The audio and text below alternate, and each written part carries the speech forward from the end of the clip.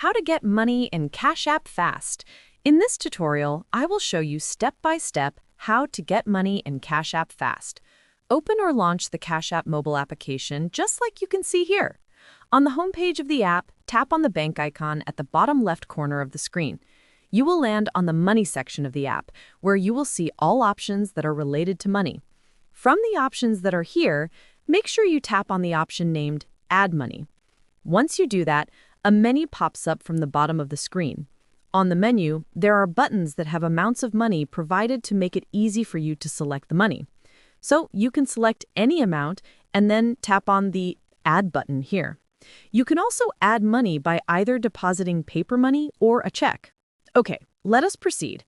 In case you want to enter a custom amount, then you need to tap on the three dots here, and that will take you to a page where you are supposed to enter the amount you would like to add to Cash App. For you to be able to move to Cash App, your bank account needs to be connected to your Cash App account. The money will then be moved to your Cash App account. The process is that simple. I hope this tutorial has helped you find a solution to the issue you are facing. Make sure you like the video and subscribe to our channel. Thanks. That is how to get money in Cash App fast.